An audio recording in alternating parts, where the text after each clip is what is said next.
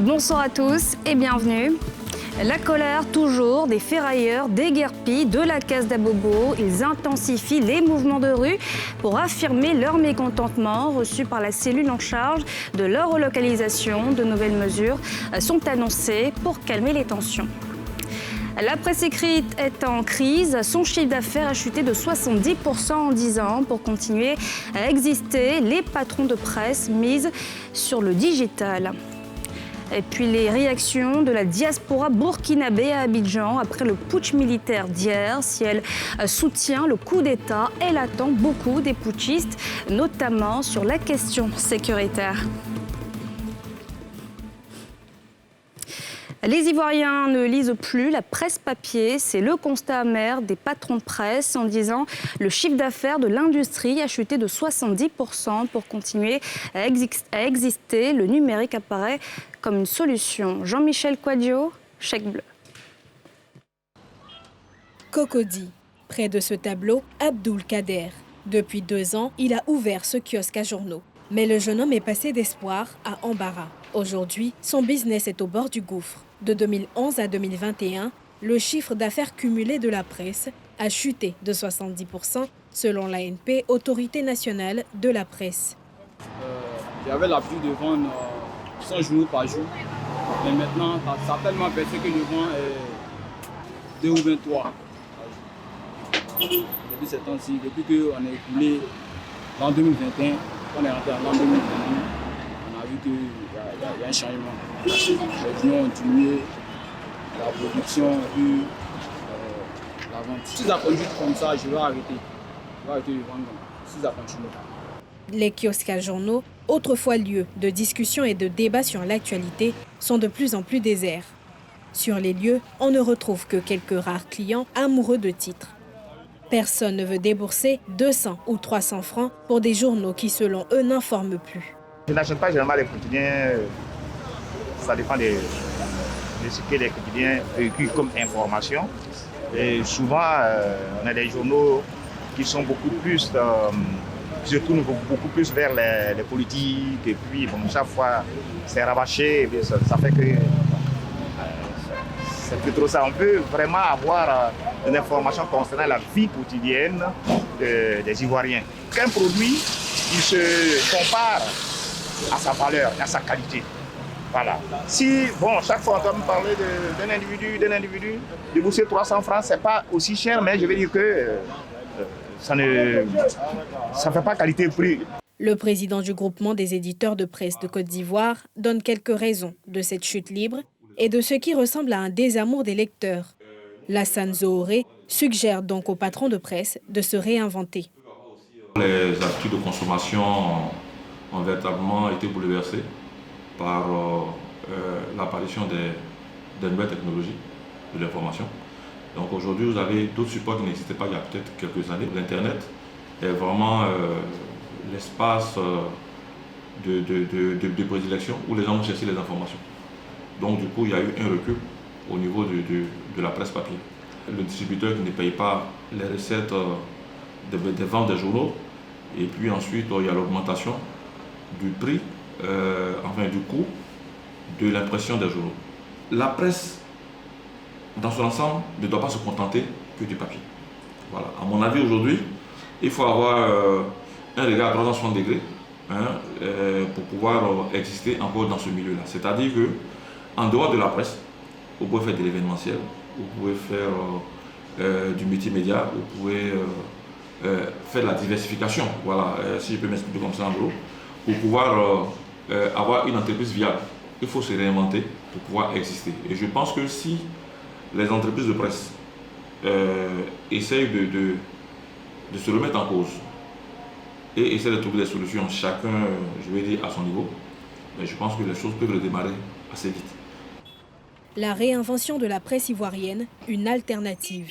En attendant, le marasme dans le milieu est chaque année un peu plus pesant. Le chiffre d'affaires cumulé de la presse quotidienne en Côte d'Ivoire est passé en 10 ans de 6 milliards à moins de 2 milliards de francs CFA selon l'autorité nationale de la presse. Je vous le disais en titre, les ferrailleurs déguerpis de la Case d'Abobo ne décolèrent pas. Ils intensifient les mouvements de rue pour affirmer leur mécontentement. Ils ont été reçus par la cellule en charge de leur relocalisation et des nouvelles mesures sont annoncées pour calmer les tensions. Timé Danger, Tanguy Kona. Centre des métiers d'Abobo. Y sont réunis des ferrailleurs mécontents de leur déguerpissement de la Case d'Anador. En face, les membres de la cellule en charge du recasement. Une occasion pour le président de faire des éclairages sur le processus de recasement sur le site de Ndotré, mais aussi de décliner de nouvelles mesures pour permettre à tous les concernés d'avoir un lieu de travail. On a plus de 1200 magasins. Dans les 1200 magasins, il n'y en a que 406 magasins qui sont occupés pour le moment depuis l'opération le 4 janvier. On a plus de 881 magasins, 800 et quelques qui restent encore en Ndotré.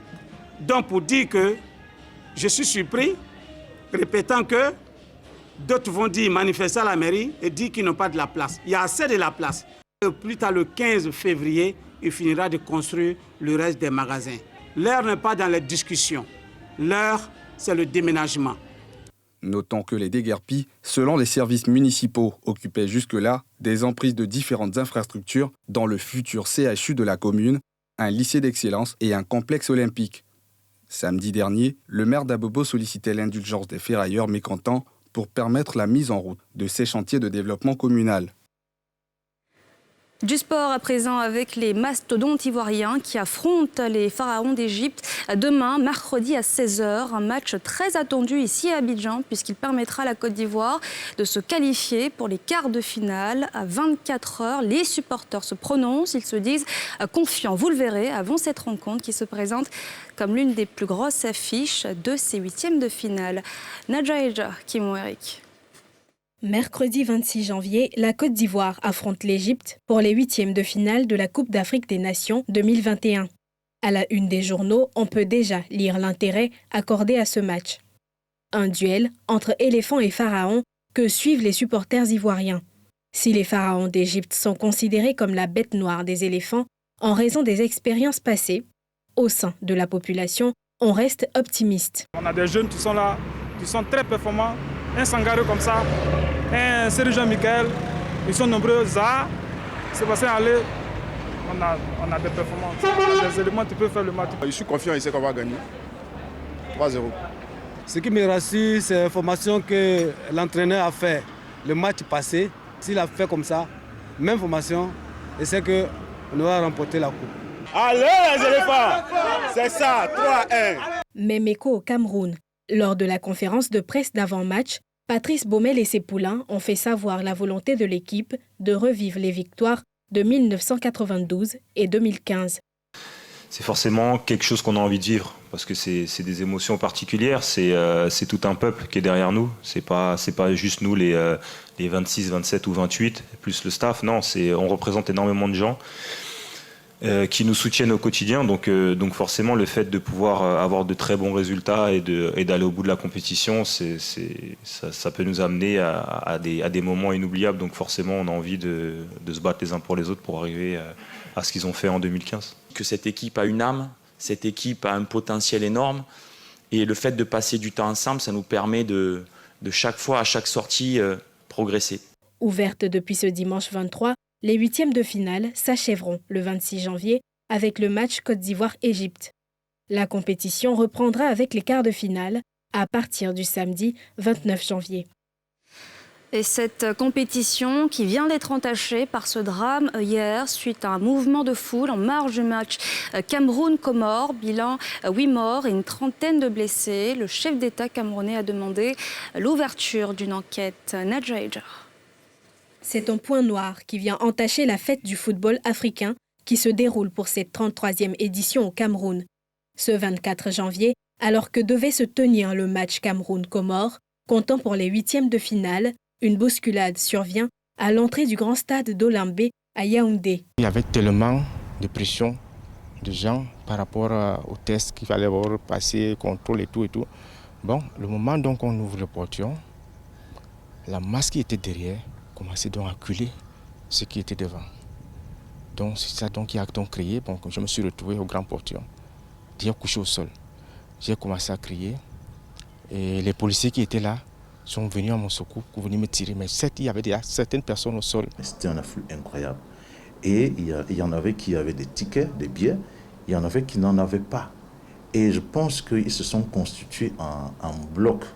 C'était comme un bloc. C'était qu'ils venaient véritablement pour entrer au stade parce qu'ils voulaient voir le match. Et lorsque donc la police ouvre les grilles, que se produit donc ces événements où les uns tombent et marchent sur les autres. Bilan de ce mouvement de foule, 8 morts. Face à cette situation, des dispositions ont été prises par la Confédération africaine de football pour le transfert du prochain match devant se tenir dans ce stade sur un autre site. The game that is scheduled for Olembe Stadium on Sunday is not. Le match prévu au stade d'Olembe dimanche n'aura pas lieu. Et comme j'ai dit, par respect pour nos partenaires et les gouvernements, il aura lieu à Amadou Ahidjo, ici à Yaoundé. Et il y aura d'autres changements qui auront lieu. Des enquêtes sont ouvertes pour comprendre l'incident et situer les responsabilités. Un comité doit être mis en place pour enquêter immédiatement sur ce qui s'est passé. Et dans ce contexte, pour mettre au jour qui était censé faire quoi et qui ne l'a pas fait et qui n'a pas exercé ses responsabilités. Nous voulons ce rapport d'ici vendredi. Tolérance quant aux circonstances qui pourraient entraîner des blessures dans le stade ou la mort de personnes. La bousculade n'a pas perturbé le déroulé du match qui s'est soldé par une victoire des Camerounais avec un score de 2-1.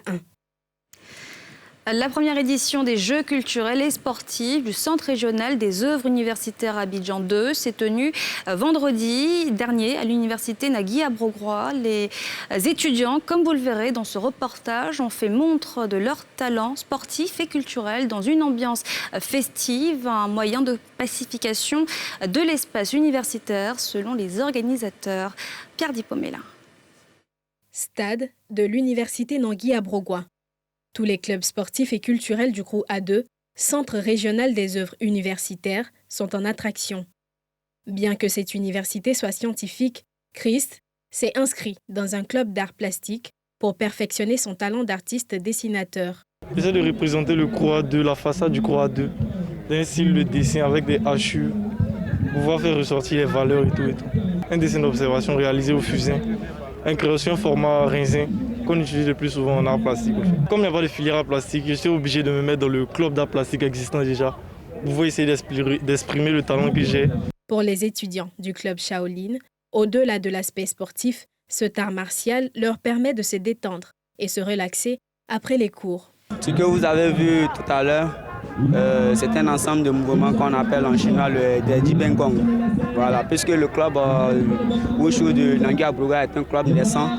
Alors nous avons fait quelques Jibengong, des enchaînements, des techniques. Voilà. Après ces techniques, il y a eu des enchaînements encore un peu plus longs qu'on appelle des taolu, que deux des élèves ont exécutés. Football, arts martiaux, arts plastiques, le tout, animé par la fanfare, elle aussi composée d'étudiants. C'est l'apothéose de la première édition des Jeux culturels et sportifs débutés en novembre. Le directeur général du GROU A2, Bafetigé Ouattara, trouve en ces journées récréatives un moyen de pacifier l'espace estudiantin. Nous pensons que ces activités pourraient pacifier l'espace universitaire parce que ces activités permettent d'occuper sainement nos étudiants. Voyez-vous, depuis novembre, il y a la ferveur sur le campus parce qu'on les occupe à plusieurs activités culturelles et sportives. À côté de ça, ça permettra certainement de renforcer la cohésion entre les étudiants eux-mêmes d'abord, entre les étudiants, les apprenants et puis l'administration.